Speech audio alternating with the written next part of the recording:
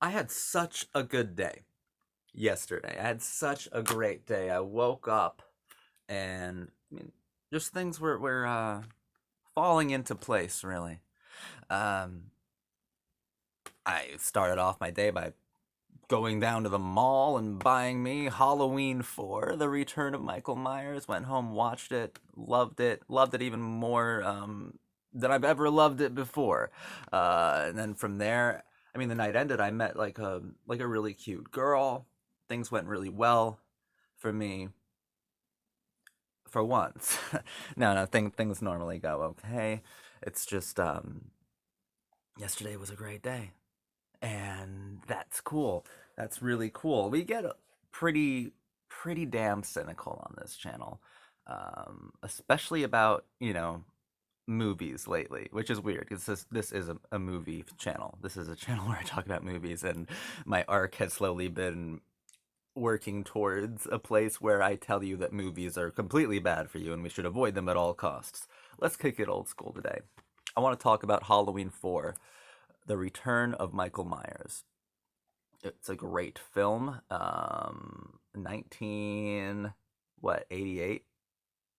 Did not write this in the back of the box. They just want me to guess. They fucking serious? 1987. See, they're gonna make me look even dumber than I normally am. I don't know. Halloween 4 is so good. I'm sorry, I'm just kind of like really stoked, really happy right now. Um, like I said, I had a really good night last night. Just a damn fine evening, and this set the tone for it. I've always loved Halloween 4. I've always had a deep appreciation for it because it's kind of in the same vein as Friday the 13th, the final chapter, only it's actually done arguably masterfully. And I'm talking about what makes this movie kind of scary.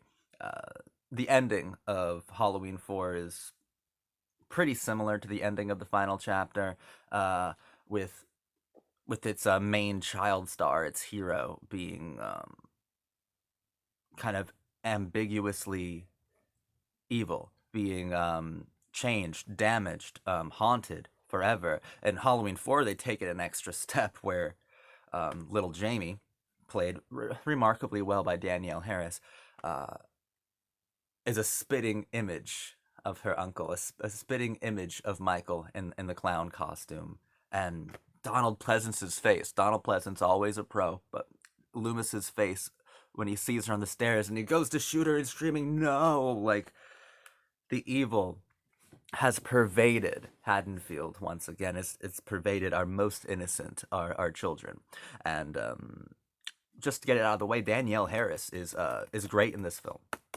um a lot of people, like, they criticize her performance, and I don't get it. I don't get why people criticize certain child stars at all. I don't get it. She was great. She was an absolute, I guess, trooper, if you will. She really did a lot of interesting things in this film, and in Halloween 5 they had her do things that she definitely shouldn't have done for her own safety. Like, she was a complete trooper. Halloween 4, I think she gives a great performance. I think she's excellent. I think people are needlessly harsh on child actors.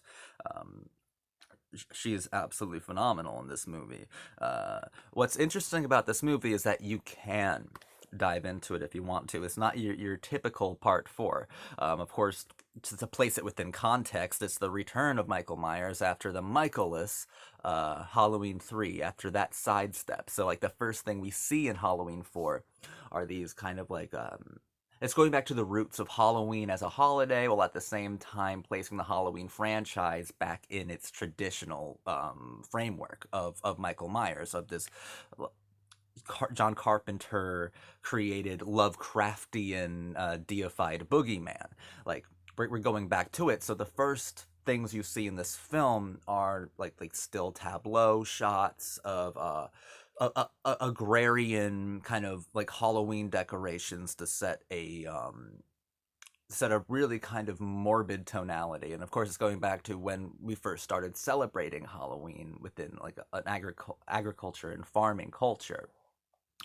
Um, so Dwight Little, the director of Halloween 4, is really establishing that we're going back to the roots of the franchise by showing us the roots of Halloween juxtaposed with modernity. So the first things we see are like these scarecrows, tractor plows, like very agrarian, very rustic kind of Halloween decorations. So we know we're going back to a more traditional Halloween atmosphere. Michael's coming back. Michael's returning is essentially what it's saying.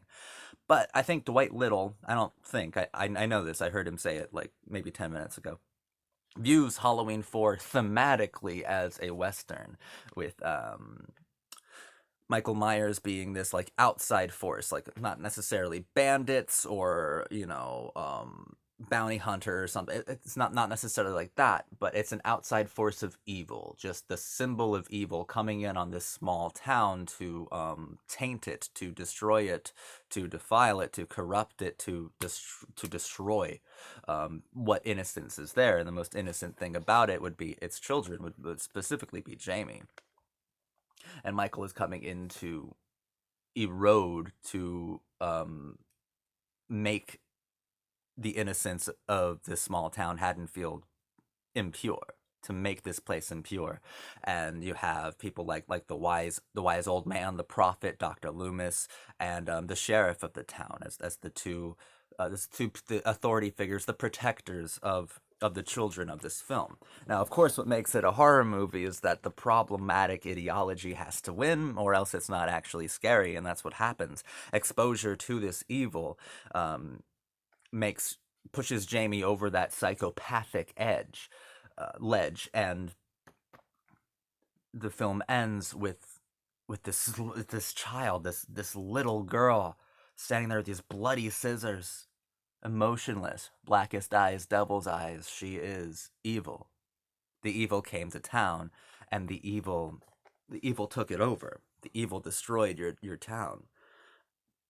The evil succeeded because it made impure your purest quality. And that's incredible. Of course, forget what they did in Halloween 5. I actually like Halloween 5. I think it's fun. I think it's a good movie. It's nowhere near on this level. This is some insane Halloween filmmaking. So like, forget the supernatural qualities and elements that they would put in later on with the thorns and the cults and the psychic abilities. Forget all about that. It's best to view Halloween 4, so far as all of that stuff goes, as Jamie teetering closer and closer to like an inevitable evil, right? Like, she's inevitably going to be drawn closer and closer to the flame of evil, and she's going to get her hands burned. She's going to completely become evil. She's going to be a villain, a boogeyman, a psycho.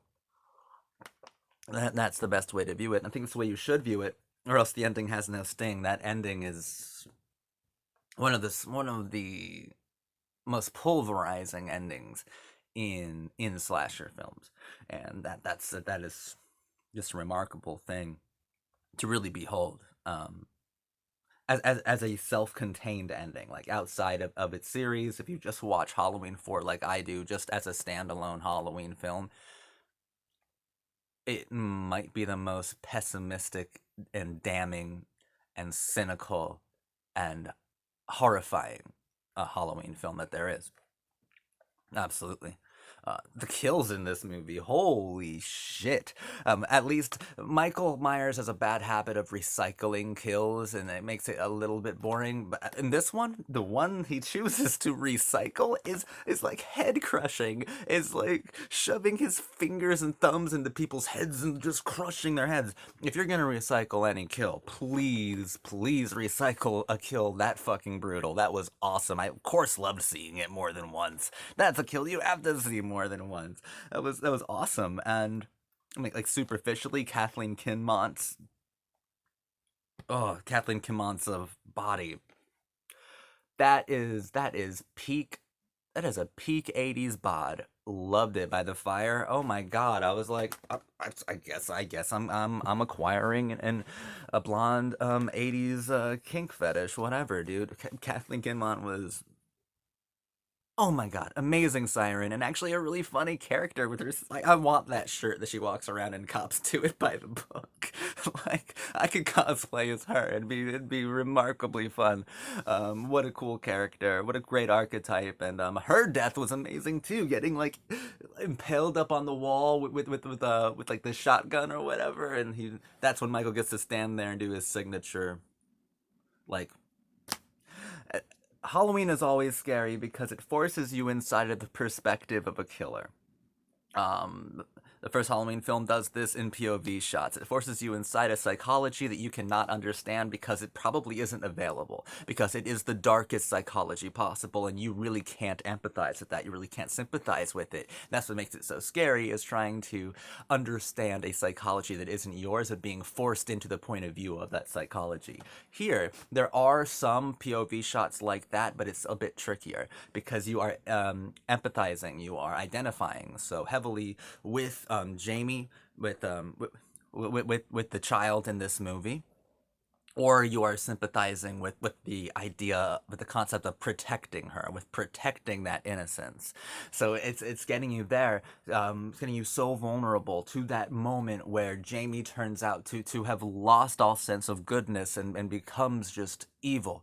A psychology that you cannot understand, a psychology that could not ever be understood and just must be vanquished, must be exterminated and eliminated. The thing that you have identified so much with protecting, or identified so much with,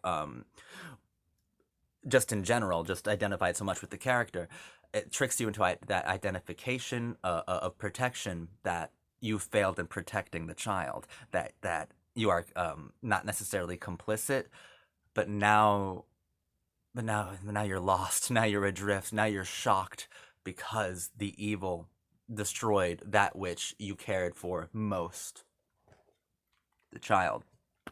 Because the child is now the killer. The child is now the psycho. Halloween 4, The Return of Michael Myers, is just so good. Just so good to me. I think it's fucking absolutely brilliant. I loved it so much, and it's really cool that it set that baseline for my day. My day was only going to get better after I put this on, and it really did get very good. Just a very good night for me, and I'm grateful for that. I had a lot of fun with that. I'm I'm so happy. On this channel, we do get a little cynical about movies lately, but you know what? Sometimes it's fine to just drop Blu-ray cases everywhere. It's fine to just shamelessly love a film. And that's what I'm doing right now. I'm shamelessly loving Halloween 4, The Return of Michael Myers. Because I think it's absolutely brilliant. And I think put me in the right mood for my day, for my evening. And God, it's so good. It's so good, and like I'm thankful for that too. I'm thankful for the film. Halloween 4 really is cool. Really is brilliant. It really hits so hard, and there's a lot of like kinetic poetry to the film. Like, you can go into this film and really just get absolutely enthralled by how well put together it is, and how actually scary it is, how actually frightening that it is. There are some iconic camera movements, some iconic shots, like when Loomis is in the diner connected to the gas station at the beginning of the film, and he comes face to face with Michael for the first time. And Michael's face is all done up in bandages, but you know what I mean. They're face to face. He squares off with him. He drops his cane because, like, I am face to face with the devil now. And it dollies it. It comes in really quick on Michael standing in that kitchen over that counter, and they're staring at each other. You waited 10 years, Michael. Oh my God. And it only gets a million times better from there. Outrageous. An outrageously good film. Halloween 4, The Return of Michael Myers. Mwah. I had to make sure my passion didn't damage the box. It didn't. God, I love this film so much. Mwah. It's so good. It is great. It's a great movie. It's a fucking awesome movie, you guys. I don't know, I'm in a good mood for once. I'm dragging this fucking video out now because I want to let you guys know I'm in a half decent mood. That's that's cool. I'm just happy. And I'm giving a lot of that credit to Halloween 4, The Return of Michael Myers. Because I might deserve it. But cheers to our queen, Danielle Harris, forever providing us with some of the best slasher movies on the planet. She makes everything better. She really does. So cheers to our queen, Danielle Harris, but more than anything, Halloween 4, The Return of Michael Myers. To me, it's a masterpiece. Brilliant, brilliant fucking movie. Everyone needs to watch it. Like immediately. Like, what are you doing watching this video? It's about to end anyway. Just go and watch Halloween 4. I'll wait. I'll wait. Go find it. Go find where you can watch it. I don't care how you watch it. Watch it. Because it's absolutely killer.